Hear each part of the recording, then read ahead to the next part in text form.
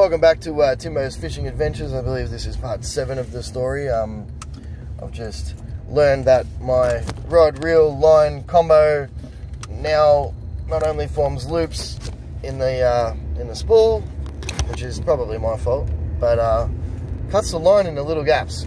So this is no good for me. I've absolutely had it. I didn't even unspool it.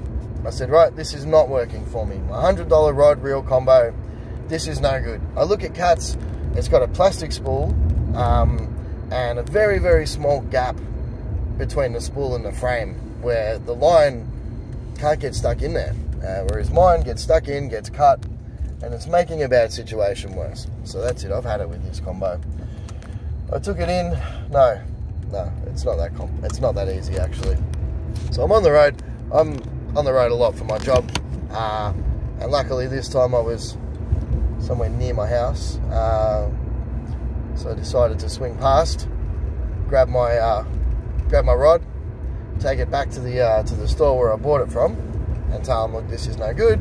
I want to just swap it for a cheapo one, plastic. This is a problem I'm having, and I know these cheapo plastic ones won't have that. While I'm still learning, this is definitely no good. So I run home real quick, grab the rod, head down to the shop, wait for the lady, tell the lady, right, this is what's going on, this is happening.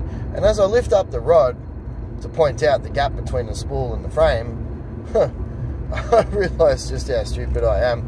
I'd actually grabbed Cat's rod, and so I stopped mid-sentence. I said, you know what, this is a long rod, I'm sorry, I'm an idiot, I'll be back.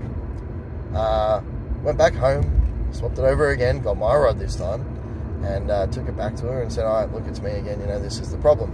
So she called out the fishing guy, and I could tell straight away, and I knew, I went in there ready for a bit of a battle, because I knew he'd blame it on me. And I said, look, I know about bird's nesting, I know this, I know that, I can tell why this is happening. Maybe it's because it's not spooled on tightly enough or whatever, but this is one more problem on a long list of problems that I'm having, that I feel like I can avoid by using a different rod reel combo. And after him trying to tell me quite a few times this was my fault, I said, listen, I'm learning, I don't want this rod and reel combo because of this gap that's there. It's making my life even harder.